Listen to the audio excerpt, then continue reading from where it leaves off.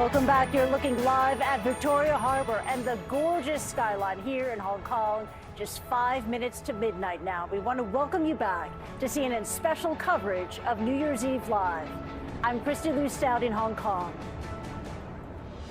And I'm Brianna Keilar at the Marriott Marquis Hotel in New York's Times Square. And all day long, CNN is taking you around the world as we celebrate the start of 2025 in style. So stay with us over the coming hours as we ring in the new year across Asia, the Middle East, Africa, Europe, and the Americas, all the way until the ball drops here in New York.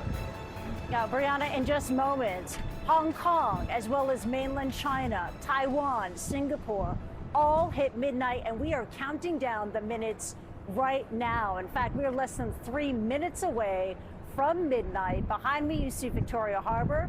Pretty soon, you're going to see the countdown clock appear in the conference center behind me, but the magic happens when the fireworks go off, because the pyrotechnic displays here, Brianna, are massive. We know that this show is going to be about 12 minutes long. It's going to span 4,000 feet across the Victoria Harbor. The pyrotechnics will be fired from, 5 barges, 16 pontoons. You're going to see fireworks being fired off of the iconic skyscrapers behind me. It's going to be called the Symphony of Happiness. And there's one effect that I'm really looking forward to seeing. And it's going to be rainbow smoke with the glittering silver fireworks mingling with it. So one to watch, Brianna. It seems like every year there must be pressure to do something even bigger and better. But they're in Hong Kong, they never disappoint. I mean, this is this amazing show we get to see with kind of a 365 effect there in Victoria Harbor, Kristie. Oh, absolutely amazing panoramic view that you get here from Harbor City, where I am right now. And you're right, every year there is that pressure on the pyrotechnic master to come up with something bigger and better. Last year, the star attraction was, believe it or not, beach balls, summer beach balls. Fireworks that look just like those colored beach balls you see in the summertime were dancing through the night sky. And I also want to show you a little bit about how this all works, because it's not far from my position where I am right now.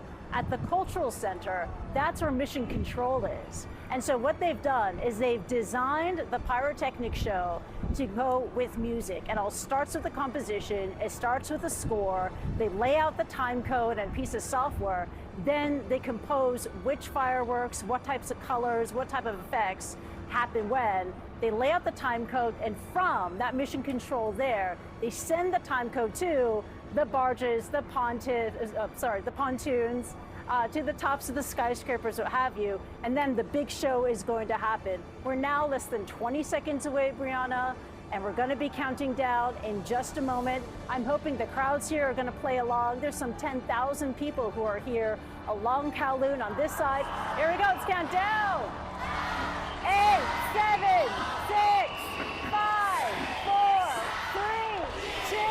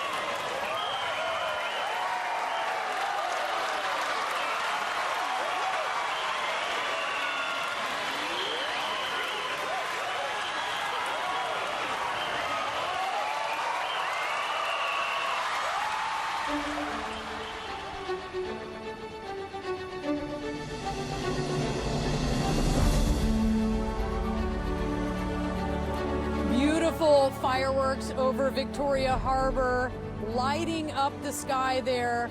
And Kristie, really living up to that theme, the Symphony of Happiness. I feel like that was Hong Kong laying down the gauntlet saying, hey world, match this, and it's going to be very difficult. You're right. 2025 has got to be a better year. We're telling you so. And did you see some of the pyrotechnic displays just now? Did you see the hearts, the lasers, and as promised, the rainbow smoke with the silver fireworks? Brianna, it was like an 80s teenage dream. And the pyrotechnic master here in Hong Kong delivered tonight. And as you like to point out, and I'm just going to rub it in, I'm already in the future, baby. It is 2025 here in Hong Kong. From the future, I'm wishing you and all our crews a Happy New Year. I will say, Kristie, it is looking bright and glittery there in 2025. Sparkly and fresh and new. And the party, Brianna, it doesn't end tonight because just a couple weeks from now, the end of January is going to be the Lunar New Year. So expect more fireworks, more big crowds, more big parties as we usher in the year of the snake, more celebration ahead. But for the meantime, let's just revel in the fact that I'm already in the future. It's 2025. Boom. Brianna, thank you so much. And a Happy New Year care. to you, Kristie. Happy New Year to you, my friend. And please, everyone watching, keep it here because still ahead, there's more parties to come. We know Bangkok, they know how to party as they're getting ready to say goodbye to 2024 and ring in the new year. And Will Ripley is joining us in Bangkok where he just wrapped up an amazing interview. Will, tell us all about it.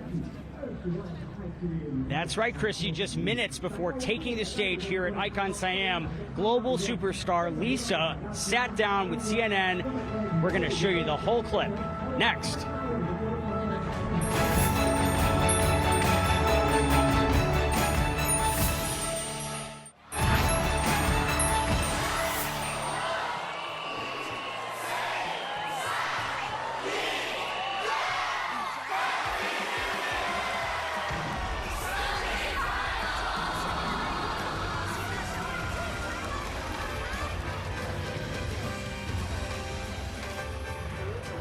My friends, you are looking at Hong Kong and Taipei, welcoming 2025 with spectacular style. Just a few minutes ago, here in Hong Kong, the stunning light show is meant to convey hopes for happiness in the new year, as well as wishes for prosperity and the promise of new beginnings. And as you can see, it did not disappoint. Now, Thailand, Laos, Vietnam, Cambodia, and parts of Indonesia are all up next. They're going to ring in the new year just over a half an hour from now. And I want to take you back to Bangkok, where huge street parties are underway. Locals and tourists alike are gearing up for an unforgettable fireworks extravaganza. The anticipation there is building by the minute as revelers there watch the clock tick down. Now, my pal Will Ripley joins us now once again live from Bangkok, where again the excitement is building. And Will, just a few moments ago, you got to talk to a global headliner there in the kingdom, Lisa from Blackpink. What did she share with you? Oh, you know what? She is prettier and even nicer in person than she comes across on screen, which is pretty incredible because she has 105 million followers on Instagram alone. By population, that would make it the 15th largest country in the world. And yet she was incredibly humble, talking about the fact that she's actually nervous here at Icon Siam in Bangkok tonight, where for the first time she is the headliner for a New Year's Eve countdown. Yes, she's been a headliner at Coachella. She's filled stadiums. She's been performing with Blackpink for years, but tonight she is here solo, and just minutes ago we were able to speak with her exclusively. I'm here with Lisa, and I think I have to pinch myself that I'm actually seeing you in person. It's so nice to meet you. Thank you for taking the time. How does it feel to be back in Bangkok, where this all began when you were 13 and auditioning to join Blackpink? I know it's always good to be back in Thailand to see my family and friends. So I'm so happy to be back. I met a couple of your super fans outside it, and Vivi and Sasa, and they wanted me to ask you what you miss the most about Thailand. What I miss the most about Thailand, I would say food. Thai food, you know, like when you go out of Thailand, you trying to find a good Thai food, but sometimes it doesn't have like the real taste. It's hard to find. Yeah, it's really hard to find. Yeah. Do you have a favorite food that we can share people what it is? Your favorite dish? My favorite Thai dish, tom yum goong. You recommend? Tom yum goong. I recommend tom yum goong and like pad Thai. Pad Thai, Which of is course. my favorite. Yes. I've had pad Thai probably 3 times already since I've been here. I've been here only 3 days. I had pad Thai today as well. Oh, you did? Yes. Before show. So this is your first countdown performance. You've done Coachella. You've filled stadiums. How does it feel to be here at Icon Siam and to be the headliner in your hometown with like tens of thousands of people? The streets are packed. The hotels are full. I know. Everybody's talking about you being here. I'm super nervous and excited at the same time because it's my first, like what you said, it's my first countdown show ever. And it's happened to be in Thailand, so it's more meaningful to me and to my fans as well. I mean, people, you mean so much to people that I've been speaking to. Just, they're so proud of you, and you give them hope and inspiration. So, do you have any message for your fans that are here, that are watching this? Well, I just want everyone to be happy, and right now we're go towards the new year, so maybe next year have like, you know, good things come in. Speaking of good things, you've had an amazing year. You're wrapping up an amazing year. What do you have planned for 2025? Oh, there's a lot. I have like full list. Well, I'm releasing my first full album soon in February 28th, and I'm having a first debut, acting debut. White Lotus. With the White Lotus season 3. Oh my God, I saw the preview. Looked yeah? really, you were like right there. It looked amazing. You should check it out if you haven't seen it. Yes, and also Coachella. Wow. This is my solo performance, Coachella, the first time. So it's just first after first, and you're just killing it with everything. I can't believe you said earlier you get nervous. I can't imagine you being nervous because we see you just so flawless. Oh no, I'm a good actor. Fake it till you make it is what I used to. That's right. Well, you're doing amazing, and it's such an honor to meet you. Congratulations. Happy New Year. Anything else you want to say before we say goodbye? Well, Happy New Year, everyone. And Lisa just took the stage here at Icon Siam moments ago, seconds ago. I can hear the music. I wish that we could show you the performance. I wish we could take it up full, but for reasons that are above my pay grade, we cannot due to licensing issues. So I apologize for that, but I hope you enjoyed the interview. It was great meeting her. I can't wait to watch this show right behind me. Lisa. Oh my gosh, enjoy the show, Will Ripley, and thank you for bringing us the interview. Lisa is so talented, so charming. She has a huge year ahead.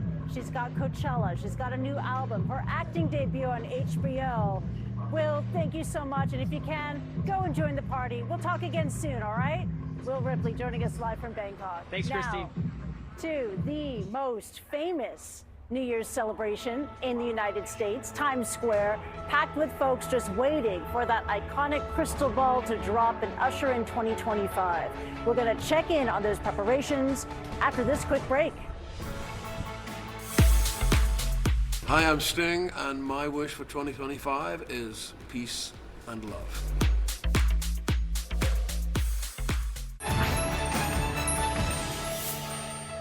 Welcome back. It is midnight right now here in Hong Kong.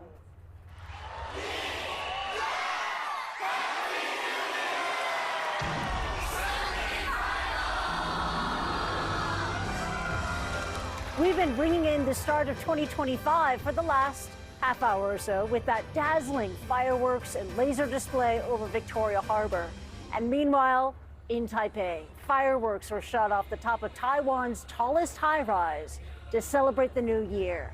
And it doesn't stop there. We will continue to count down the new year in each region around the world until everyone has celebrated everywhere. Now, Bangkok, you're up next, ringing in the new year about 30 minutes from now. Now, it is midday in New York City, but anticipation is building ahead of tonight's festivities, and Brianna Keilar is there. She joins us once again from the Marriott Marquis Hotel. Brianna. Yes, hello from 2024. As you are beginning a new chapter, we are getting ready to close the book on 2025, and folks are getting ready. They are soon going to begin taking their places here in Times Square. The ball has been checked for the ball drop. There can't be any mishaps, of course. The confetti has been checked. It is going to be dropped by the thousands of pounds, hand dropped from buildings all over Times Square. And in that confetti, there are actually going to be little wishes that people have written about what they want. Of course, no doubt, wishes for health and happiness and love. And that is going to come raining down here at midnight, still many hours away. I want to go down to Bryn Gingras, who is on the ground where people will soon begin gathering. Bryn? Yeah, Brianna, I gotta say, it's a little bit lonely right now. If we zoom out, I am in the middle of one of those giant pens where an estimated 1 million people are going to be when this ball drops into 2025, welcoming in the new year. I gotta tell you, Brianna, like usually there's a ton of people here, but for security reasons, this year they are pushing back that time when all of those revelers are gonna be allowed to come into Times Square. So right now on the ground, this is what we get. We get just open reign of Times Square, which is actually kind of fun. I'm not going to lie to you. But yeah, we're seeing all the preparations underway for all the productions that are going to be going on all through the evening. And then, hey, Jimmy, good look. Oh, we just missed it. There was a giant Happy New Year behind us because that is the main event right there. That is where that ball drops. That is what everybody will have their eyes on as we get closer to that, midnight clock. Now listen, right now we're also seeing a lot of preparations for security reasons, of course. I've already seen some NYPD drones up. We know that there are barricades all around this area, extending into avenues to our east and our west to make sure there are no mishaps, nothing goes wrong. So all of these people who come in here tonight can enjoy it, including us, Brianna. It's going to be quite the celebration. Yeah, soon enough, it will be chock-a-block there, Bryn. So enjoy it while you can have it there all by your lonesome. Bryn Gingras, thank you so much. And Kristie, back to you in 2025. How's it going so far? It is feeling pretty good. I got some new shades to share because, again, we're in the future, 2025, feeling good. And I'm sending from the future good wishes to you, to Bryn, to the entire team there. I loved seeing the scenes behind Bryn just now of the completely open city streets. They're in Times Square, free of pedestrians and cars. And it's going to be, as you said, chock-a-block, full of revelers in just a few hours from now. Wishing you a very happy new year. We'll talk again soon. Now, meanwhile, New Delhi is soaking up the final hours of 2024. And I want to introduce you to our next guest. She has been on Late Night. She has been on The Tonight Show. She has even starred in her own Amazon Prime special. But Zarna Garg is not your typical comic. She left India as a teenager to avoid an arranged marriage, and she has found immense success in America. Here's my conversation with Zarna Garg. If my parents were alive today, they would be devastated that they didn't get the doctor, they didn't get the accountant, they didn't get the scientist, they got the comic. You studied law, you studied finance in the U.S., and you became a stay-at-home mom for 16 years to 3 kids. And it was your kids who encouraged you, who wanted you to do stand-up, is that right? Mostly they forced me.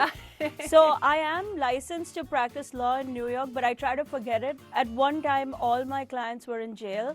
So I knew that that was not going well. Because I made my kids do everything they didn't want to do for all those years, they ganged up on me and they're like, Mom, you should try comedy. But, you know, they have the best jokes and I'm the first one to steal a punchline from one of my kids. There we go. Props to your kids for that. Zarna, you've got a comedy coming up. It's called Zarna. What is thrilling you the most about your new show? The fact that I have a platform to trash my mother-in-law. People want to laugh and I want to trash my mother-in-law. See? Already in business, you're laughing. Yeah, that's right. It works. Zarna, what do you love most about being a comic, and what's the most challenging part? The most challenging part, I would say, is the upside down day and night schedule, because it's a nighttime job. You work a lot at night. But it is also the best part, because when my whole family is home, I am not. It's great.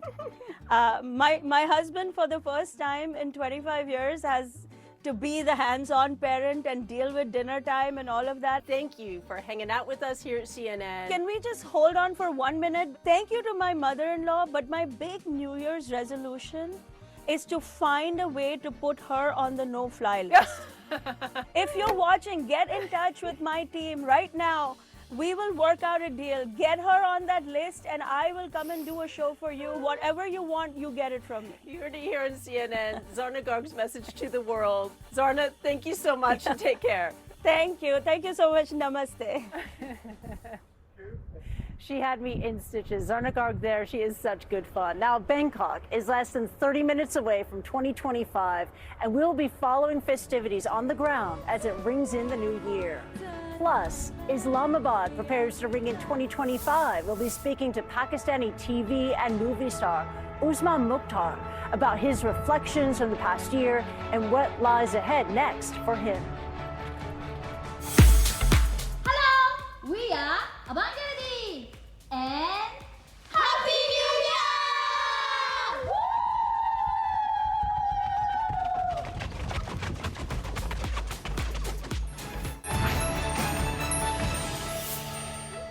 Welcome back. Now, Pakistan is counting down to the start of a new year, and there are just over a couple of hours until festivities begin there. Our next guest is a man of many talents. 39-year-old Pakistani actor Usman Mukhtar. He led the resurgence of fantasy, sci-fi, those genres in his home country. He is a director, producer, cinematography. He has acted in plays, TV shows, and feature films. And in 2024, he starred in Umra Ayar, A New Beginning, a movie that's been billed as Pakistan's first superhero fantasy. And he joins us now live. Usman, Happy New Year and welcome to CNN. Happy New Year, Kristie. How are you doing? Thank you for having me. Doing so well, especially we're already 2025 here in Hong Kong. I know it's just hours away for you where you are. Let's talk about the last year for you, 2024, because it's been a stellar one. You starred in Umra Ayar, New Beginning, this modern take of a classical Persian and Urdu folklore hero and story. How's it been? How has the film been received so far? Well, I mean, it was a very big year for me. I've been a big superhero fan. Getting an opportunity to play Umra Ayar in a live-action film in Pakistan was a very big honor for me, and it was a movie that took 4 years in making. It finally released last year, and we were absolutely blown away by what we saw on big screens because we hadn't seen the movie prior to the release. All of us actors were in the cinema when we saw the film for the first time. It was amazing. It was an experience like none other. It was just a great experience that we had. And, the kids, especially the young kids who don't have a lot of material to watch coming out of Pakistan, they really enjoyed the film. We're hoping that we work on more sci-fi, more superhero stuff for the global audience.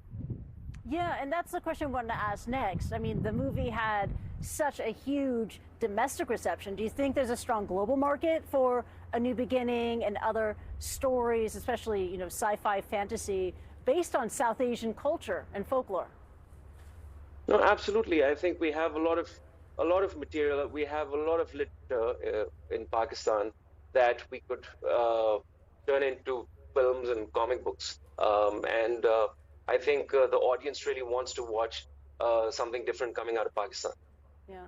Yeah, and also it reflects your own interests. I can tell that you're a bit of a fantasy nerd, and you've set your own Yes, path absolutely. in this industry, exploring fantasy, exploring sci-fi, exploring horror. What is it about these genres that you like so much? See, I grew up reading comic books. I'm a huge DC fan. I'm a big time Superman fan. So I grew up collecting comic books and collecting action figures and film memorabilia. So it's something that interests me a lot, and I want to do a lot for my children. I want my children to be watching a lot of stuff that their dad did. You grew up reading DC comics. You're excited about fantasy, sci-fi, these type of adventure stories in your home country, Pakistan. You want to go global. What next? How do you want to change the game? What's going to come up in 2025 for you? Well, right now we're working on a web series called Fatma Jinnah, which is actually based on Fatma Jinnah, who was a Pakistani stateswoman. She was a politician. She was a philanthropist. She was sister of Muhammad Ali Jinnah, Quaid-e-Azam, the founder of Pakistan. And I'm playing Allama Iqbal, who was the first. He was a South Asian Islamic philosopher, and he was a poet. And I'm playing him in a web series. So I'm hoping that people like it. It'll come out in 2025. It sounds like a very compelling next role for you. Usman, thank you so much for joining us. Great hanging out with you, and Happy New Year. Usman Mukhtar joining us live. Take care.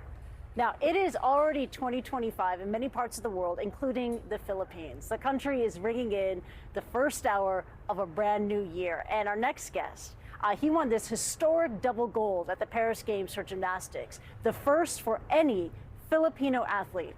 I recently talked to Carlos Yulo about his remarkable achievement. It was really surreal. I still couldn't believe I could reach that far, and I'm really grateful for everyone who helped me to get that goal, and of course to my Filipino fans. I'm really grateful for their prayers and support for me. And how has life changed for you after the Olympics? Do you get recognized when you're out and about? Yes, a lot. It's really big right now, and I couldn't even go outside. And Carlos, you're so gracious, and you make it look so easy, but it has been a difficult journey for you. Could you tell me about the time when you were young, you moved to Japan at age 16 to train? How tough was it for you to be away from home, to train, and to learn a new language? So I went to Japan when I was 16, and it was year 2016. At first, it was really hard for me. I couldn't even speak English at that time also, and it was really hard to adapt. You're focusing on the LA Olympics. That's coming up. What's your goal? What do you want to achieve there? One of my ultimate goal is to win an individual all around if I can, and we'll prepare for that one. Carlos Yulo, thank you so much for joining us. You're such an inspiration, and we are wishing you the very best in 2025. Happy New Year. Thank you so much, ma'am. It's a pleasure to be here. Thank you so much, and Happy New Year. Carlos Yulo there. I love him. And he called me ma'am, too. Love him. Now, CNN is going to be with you all around the world until the ball drops in New York in the hours ahead. And in just a few minutes, 2025 will arrive in Bangkok, in Jakarta, in Hanoi. And right now on your screens, you're looking at live pictures from Bangkok, where in just a few minutes, fireworks will light up the sky. Will Ripley is there. Will, I'm hearing, is that a live rendition of Apete? Because I love that song. People must be dancing. Excitement must be building where you are.